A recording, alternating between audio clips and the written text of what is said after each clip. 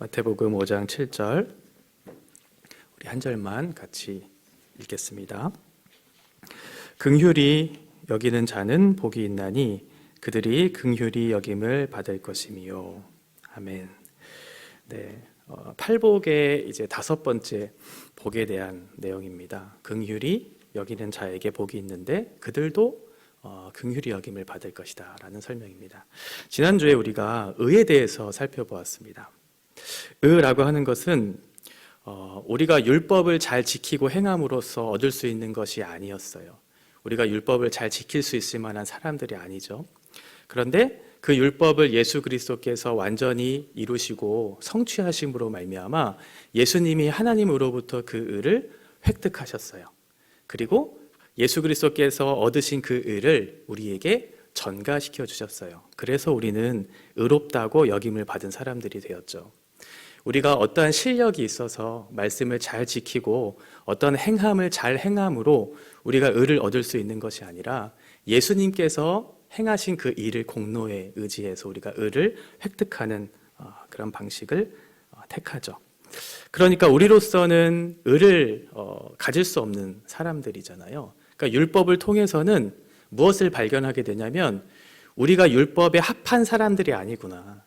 우리는 율법 앞에 무가치한 존재구나.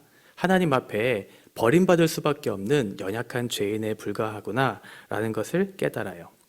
그러함과 동시에 그런 우리들, 하나님 앞에 버림받아 마땅한 우리들을 하나님께서 사랑하셔서 그 사랑 안에서 은혜 아래서 우리를 부르셨다는 사실을 깨닫죠.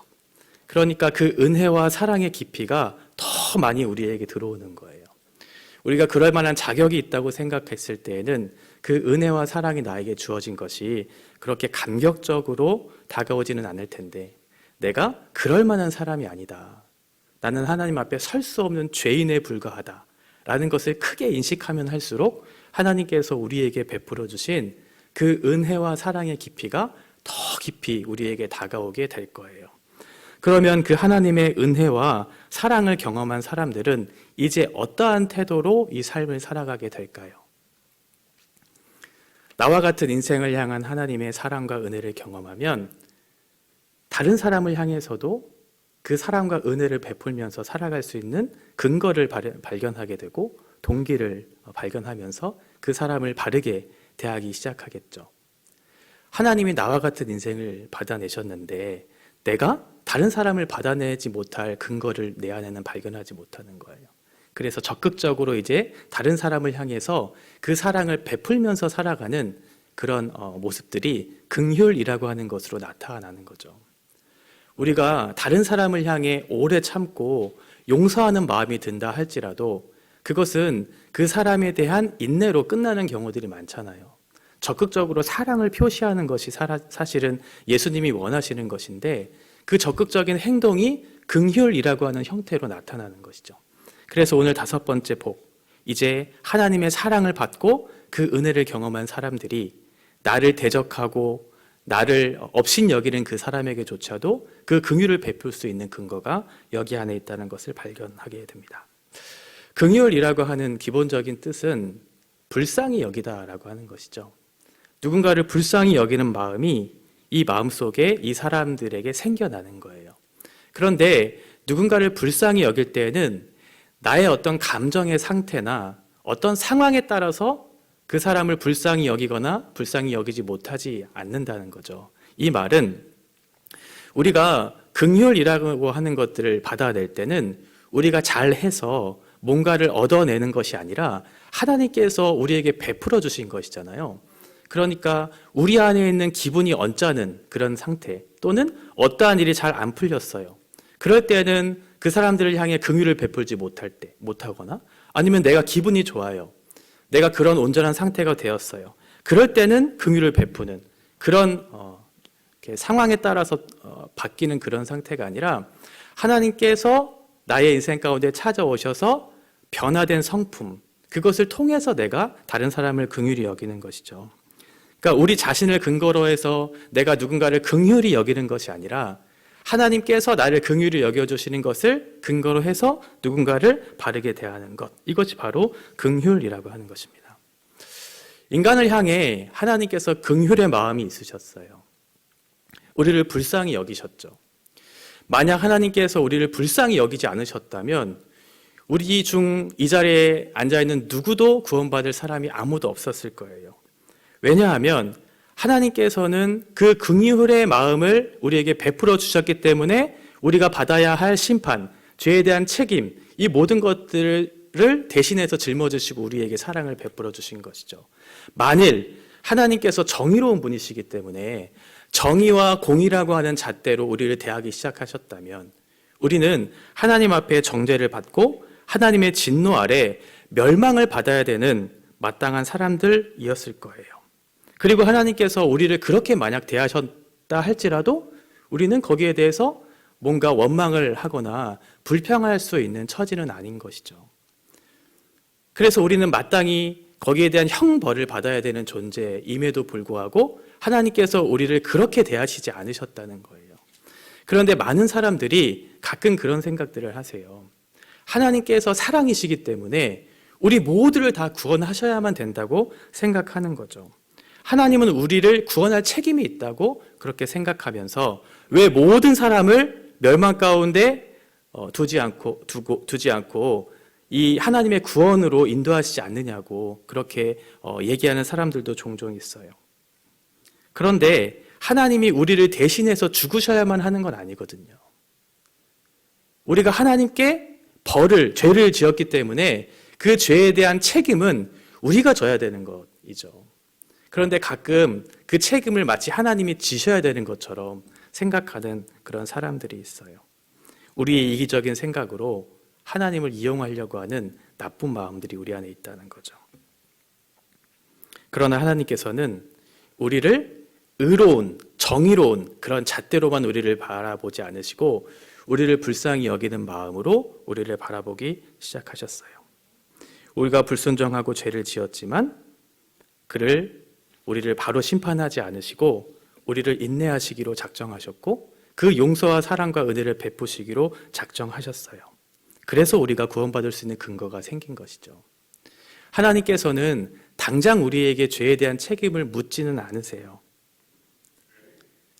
당장 책임을 묻는 대신에 그 사람이 비참하게 된 그 상태를 보시고 마음 아파하시고 그 아픔으로부터 비참으로부터 건져내시기를 작정하시고 우리의 아픔과 우리의 상처를 싸매어 주시기로 계획하셨어요. 그래서 우리 가운데 있는 허물들에 대해서는 하나님께서 눈을 닫아버리시고 우리가 고통받는 그 현실을 보면서 함께 아파하시기로 마음을 먹으셨다는 거죠.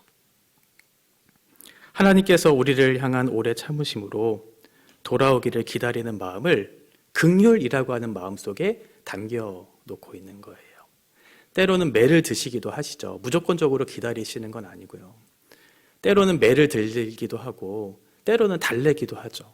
우리에게 좀 돌아오라고. 그렇게 하시면서 당신의 사랑을 늘 베풀어 주시면서 내가 너를 긍휼히 여기고 있다. 내가 용서하기를 기다리고 있다. 그러니 너는 빨리 나에게 돌아오라고 말씀을 하고 있어요. 그런데 우리가 한 가지 여기서 기억해야 될 게 있어요. 하나님께서는 분명히 우리의 죄에 대한 책임을 당장 그렇게 책임을 지라고 말씀하지는 않고 있고 또 우리에게 돌아오기를 원하는 마음을 갖고는 있지만 그 용서하시는 마음, 인내하시는 마음을 끝까지 영원토록 그대로 두지는 않으신다는 거예요. 왜냐하면 하나님은 죄와 함께 하실 수 없는 분이시잖아요. 근데 우리 모두는 하나님 앞에 죄를 지었잖아요. 그러면 그 죄에 대한 책임을 반드시 물어야 될 때가 있어요. 끝까지 그냥 덮어두고 좋은 게 좋은 것이다. 내가 너를 사랑한다. 그러니 구원해 줄게가 아니라 하나님께서는 이 죄에 대한 책임을 언젠가는 물으신다는 거예요. 그러니까 우리가 하나님의 인내의 때 우리를 향하신 그 용서를 베풀어 주시기를 기다리시는 그때에 우리가 해야 될 일이 있는데 그게 하나님 앞에 돌아가야 한다는 것이죠. 인내가 영원하지는 않아요. 그래서 누가복음 3장 8절과 9절에 보면 그러므로 회개에 합당한 열매를 맺고 속으로 아브라함이 우리 조상이라 말하지 말라. 내가 너희에게 이르노니 하나님이 능히 이 돌들로도 아브라함의 자손이 되게 하시리라. 이미 도끼가 나무 뿌리에 놓였으니 좋은 열매 맺지 아니하는 나무마다 찍혀 불에 던져지리라. 이렇게 말씀하고 있어요. 그러니까 기본적으로 긍휼하심이라고 하는 것은 우리를 향한 하나님의 죄를 용서하시는 사랑이 우리에게 먼저 나타나죠. 내가 너를 기다릴게. 내가 이 책임을 당장 묻지 않고 네가 돌아올 수 있는 기회를 줄게 라고 그 사랑을 베풀어 주심과 동시에 또 하나는 하나님께서 그 심판의 그 때를 끝까지 묻지 않으시지는 않는다는 거예요. 우리에게 있어 하나님의 진노가 반드시 임할 때가 있다는 것을 동시에 얘기해 주고 있는 것이죠. 그러니까 우리가 해야 될 것은 하나님 앞에 우리의 죄에 대한 바른 회개를 그리고 하나님께 은혜를 구하며 나아가야 되는 그런 과정들이 필요하다는 거예요. 그래서 호세아 6장 1절에 보면 오라 우리가 여호와께로 돌아가자. 여호와께서 우리를 찢으셨으나 도로 낫게 하실 것이요 우리를 지셨으나 싸매어 주실 것임이라. 이렇게 말씀하고 있죠. 우리가 비참하게 된 원인이 바로 죄 때문이라면 그 죄의 문제를 해결해야 되잖아요. 그 해결의 방법이 바로 회개라고 하는 거예요. 하나님께서 우리를 구원하시기로 하신 그 근거가 긍휼이라고 하는 그 표현으로 나타나기도 했지만 모든 사람이 하나님의 긍휼하심을 얻는 것은 아니에요. 모든 사람이 다 하나님의 긍휼하심을 얻고 구원을 받으면 너무나 좋겠지만 하나님께서는 돌아온 자들에게 회개하는 자들에게 그 긍휼을 베풀어 주실 것이라고 말씀하고 있기 때문에 그렇죠. 강팍한 마음으로 회개할 줄을 모르는 마음으로 하나님을 찾지 않는 그 사람들에게는 이 긍휼을 베푸실 수가 없어요.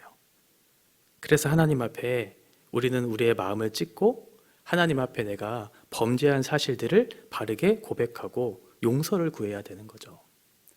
내가 가진 죄에 대한 것들을 다른 사람에게까지 말할 필요는 없어요. 내 옆에 있는 사람들에게까지 내가 이러이러한 죄를 지었어.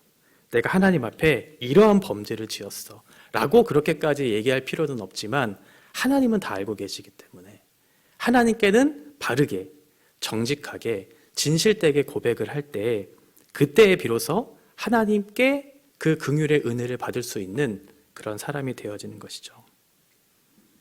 그런 긍휼을 받은 그 긍휼하심의 어떠한 것인지를 경험한 사람들은 이제 하나님의 빛의 자녀로 부르신 사람들이 돼요. 그러면 그 사람들은 이제 어떠한 삶을 살아내야 될까요? 내가 받은 긍휼을 다른 사람들에게 베풀면서 이제 삶을 살아내야 되겠죠. 거저받은 선물을 나만 소유하는 사람들처럼 이기적인 사람은 없을 거예요. 하나님께서 값없이 우리에게 주신 은혜의 선물이기는 하지만 그 대가가 너무 값진 것이고 우리의 생명을 가져다 준 가장 귀한 것이라면 그것이 필요한 누군가에게 나를 통해서 그것들을 전달하는 통로로 사용되어야 하는 그런 사람이 되어야 되겠죠. 나만 누리고 다른 사람들은 누리지 않아도 되는 것처럼 생각하는 그런 사람은 되어서는 안 될 거예요.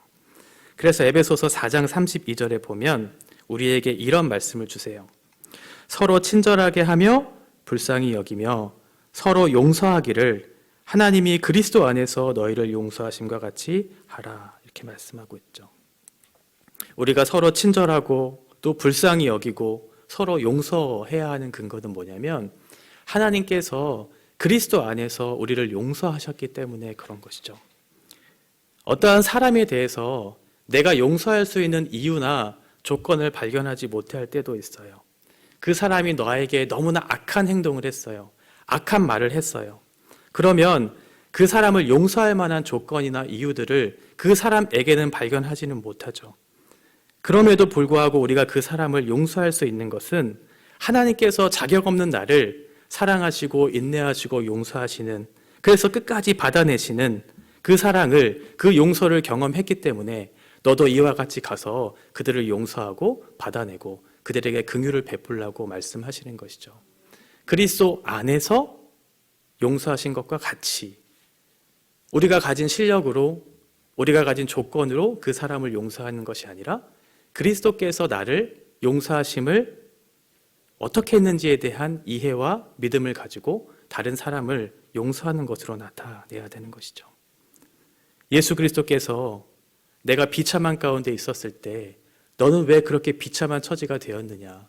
너는 왜 늘 죄를 지으며 살아갈 수밖에 없는가? 라고 그렇게 우리를 꾸짖지 않으시고 내가 너를 위해서 십자가를 질 테니 너는 그것을 믿고 나를 쫓아오라고만 말씀하고 계세요. 왜냐하면 우리에게는 긍휼이 필요한 사람이라는 것을 예수님은 알고 계셨기 때문이죠. 그저 정죄하고 비판하면서 너는 왜 그렇게 살 수밖에 없느냐고 우리를 꾸짖지 않으시고 오히려 그 모든 허물을 덮으시고 우리를 대신해서 십자가를 지시겠다고 말씀하시면서 하나님의 긍휼하심을 너에게 베푸시겠다고 말씀하시면서 너도 이와 같이 그 사랑을 받은 사람자답게 또 다른 사람들에게 그 긍휼을 베풀면서 살아가라고 우리들에게 말씀하고 있는 것이죠. 우리가 하나님께로 돌아간 것은 우리가 율법이 무서워서나 아니면 우리가 율법에 의로운 자가 되어서 스스로 하나님을 찾은 것이 아니라 하나님께서 우리가 죄인 되었을 그때에 우리를 불쌍히 여기심으로 우리에게 찾아오셨어요. 우리가 하나님을 찾을 수도 없고 하나님을 만나고자 하는 마음들이 없을 그때에 예수 그리스도께서 우리에게 찾아오셨고 우리를 위해서 대신 그 십자가를 지시겠다고 말씀해 주셨어요.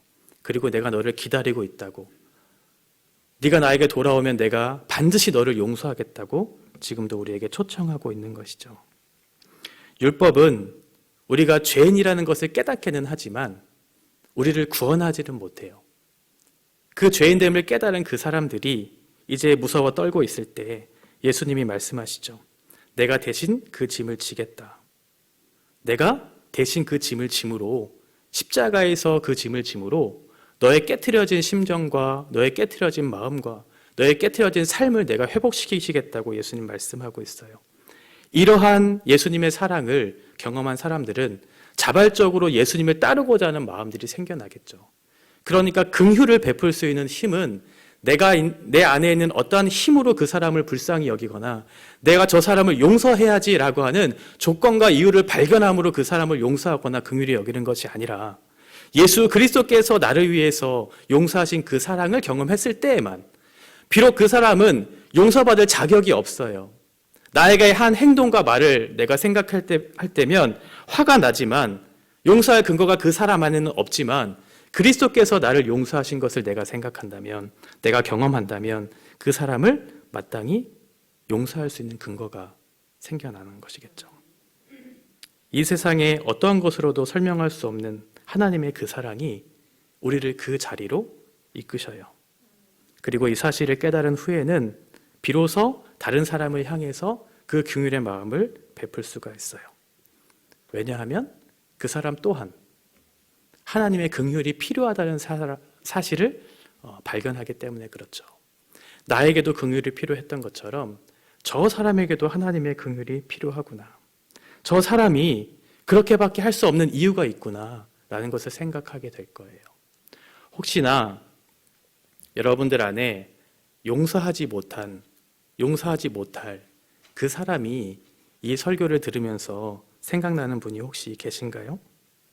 그 사람이 생각났을 때 우리는 가끔 생각하죠.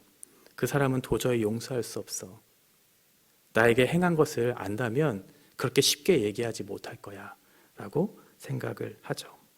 그러나 그때 그러한 마음이 들 때 나를 향한 그리스도의 긍휼하심을 한번 생각해 보세요. 내가 얼마나 하나님을 대적했고 내가 하나님을 얼마나 원망했고 하나님 앞에 얼마나 큰 죄인이었다라는 것을 생각하면서 그 사람도 나와 같이 구원받아야 할 불쌍한 존재라는 것을 인식하면서 그 사람을 대할 때 비로소 그 안에서 그 사람을 용서할 수 있는 근거가 발견되어질 거예요. 그 사람이 그렇게밖에 할 수 없는 이유는 아직 그 사람 안에 하나님이 없기 때문에 그런 거죠. 하나님이 없기 때문에 용서를 구해야 하는 그런 필요를 느끼지도 못하는 것이고 스스로에게 또 다른 사람에게 용서를 빌 수조차 없는 비참한 상황 가운데 빠져 있기 때문에 그래요. 그런 비참한 가운데 빠져 있는 그 비참함을 불쌍히 여길 때 그 사람을 용서할 수 있을 거예요. 왜냐하면 우리도 그런 사람들 중 한 사람이었기 때문에 그래요. 이렇게 하나님께서 우리에게 긍휼을 베풀어 주신 것은 이제 너희도 가서 그 긍휼을 전하라고 우리에게 주신 것이죠. 이 세상에 어둠 속에서 우리를 빛으로 부르셨어요. 빛으로 부르셨다는 것은 빛의 역할이 있다는 거잖아요. 어둠 가운데 빛의 역할은 불을 밝히는 거예요. 그 불이 점점점 밝아지고 점점점 넓어지면 넓어질수록 많은 사람들에게 불이 가져다주는 유익을 가져다 줄 수 있을 거예요.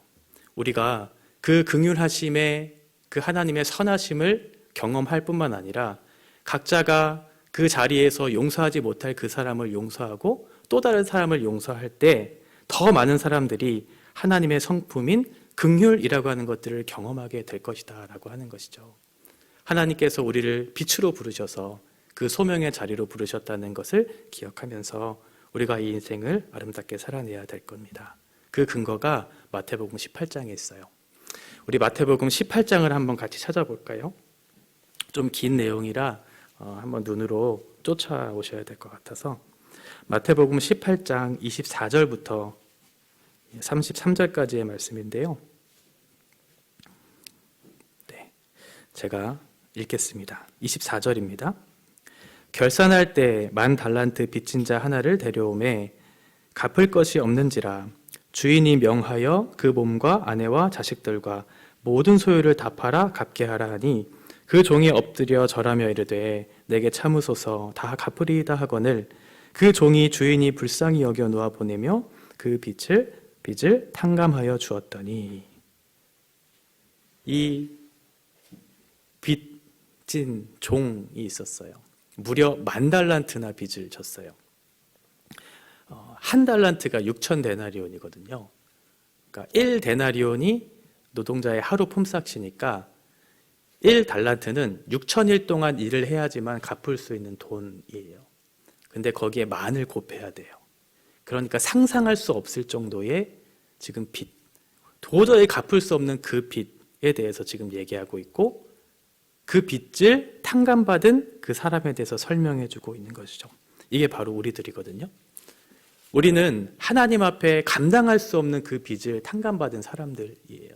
그러면 그 빚을 탕감받은 사람은 이제 어떻게 삶을 살아내야 되겠어요?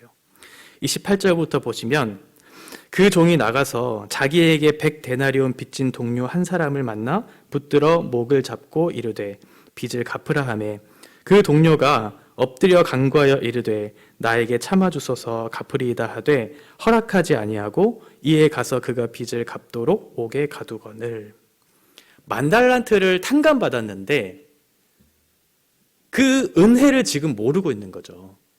풀려난 종이 자기에게 빚을 진 또 다른 사람을 만난 거예요. 근데 그 빚이 100데나리온이었어요. 그러니까 100일 동안 일하면 갚을 수 있는 수준의 돈이었다는 거죠. 10,000달란트에 비하면 아무것도 아니죠. 그런데 이 사람은 어떻게 했어요? 용서하지 않았어요. 빚을 갚지 않은 그 사람을 기다려주지 않았어요. 그리고 옥에 가두어 버렸어요.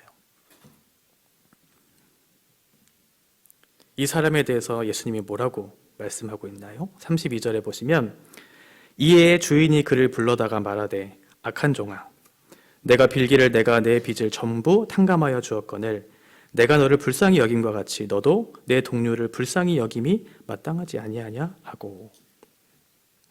구원받은 자녀들은 하나님께로부터 감당할 수 없는 그 돈을 탕감받은 그 사람들이에요. 우리의 힘으로서 평생을 일해도 갚을 수 없는 그 빚을 탕감받은 사람들이 바로 우리 그리스도인이거든요. 그러면 내가 평생을 일해도 다 갚지 못할 그 은혜를 경험한 사람이라면 이제 다른 사람을 향해 그들을 불쌍히 여기고 기다려주고 용서해주는 것은 너무나 당연한 것이겠죠. 그런데 여기에 나오는 그 종은 그렇게 하지 않았어요. 하나님의 은혜에 대해 빚진 자로서 그 삶을 바르게 살아내지 못한 거죠. 우리는 이 말씀을 통해서 우리를 다시 한번 좀 돌아봤으면 좋겠어요. 우리가 긍휼에 빚진 자로서 우리는 어떠한 삶을 살아야 할까? 우리가 하나님께 받은 것에 비하면 누군가에게 긍휼을 베푸는 것은 매우 하찮은 일이 될 수 있어요. 그 정도 크기의 은혜를 받은 사람들이 바로 저와 여러분들이죠.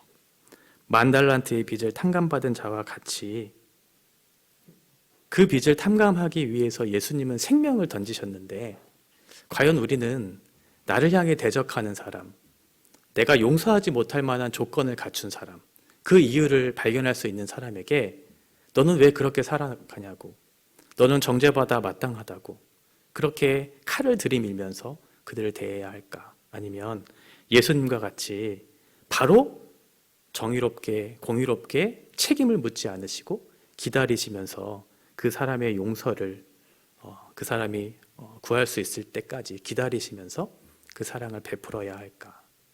정답은 너무나 당연하죠. 그렇죠? 우리가 정말 그 큰 죄에 대한 탕감받은 사람이라는 것을 인식한다면 누구도 용서 못할 사람이 우리 안에는 없을 거예요. 그렇게 용서하지 못하는 이유는 내 힘으로 용서하려고 하니까 그렇죠.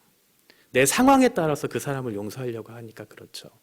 내 기분이 좋을 때, 내 일이 잘 풀릴 때는 용서하고 싶은 마음이 막 들다가도 내 기분이 나쁠 때, 내 상황이 안 좋을 때는 그 사람을 용서하기가 어려운 그것이 아니라, 내 안에 있는 어떠한 근거로 그 사람을 용서하는 것이 아니라 예수 그리스도께서 우리를 용서하심과 같이 그 안에서 우리가 용서하심을 받은 자답게 그 사람을 용서하는 거죠. 우리 중 누구도 서로를 사랑할 수 있을 만한 근거를 가지고 있는 사람은 단 한 사람도 없어요. 우리가 서로에 대한 실체를 알지 못하기 때문에 그렇게 서로를 대하는 것뿐이지, 우리 안에 있는 더럽고 추한 죄들이 밝히 드러나면 우리 중 누구도 어떠한 사람을 바르게 대하거나 사랑할 수 있는 근거가 우리 안에는 없어요. 그러나 예수님은 그런 허물을 보지 않으시기로 눈을 닫으셨죠. 우리도 그러한 마음으로 다른 사람들을 대해야 할 거예요. 그 사람이 죄가 없어서가 아니라 예수님께서 그 죄를 대신 덮어주셨고, 예수님이 그 사람을 받아내셨다면 우리 또한 그 사람을 받아낼 충분한 이유가 있다는 것을 생각하면서 그 사람을 받아내는 거죠. 그 사람이 받을 만한 조건이 있어서가 아니에요. 그 사람이 괜찮기 때문에 내가 그 사람을 용서하고 사랑하는 것이 아니에요. 그렇게 되면 아무도 용서할 사람이 이 땅에는 없어요. 저와 여러분들이 서로를 대할 때 우리가 그리스도 안에서 어떻게 용서를 받은 자였는지, 그래서 함께 신앙생활 할 수 있는 공동체로 부르심을 받았는지를 생각한다면 서로의 허물이 조금 보이고 서로의 연약함이 보일 때라도 우리가 서로를 덮어주면서 서로 함께 용서와 사랑의 그 풍성한 은혜들을 서로 나누며 살 수 있을 거예요. 우리가 그리스도 예수 안에서 용서받은 자답게, 그 긍휼하심을 얻은 자답게 우리 공동체 안에서 그런 사랑의 풍성한 그런 사귐과 교제들이 일어나는 그런 교회가 되었으면 좋겠습니다.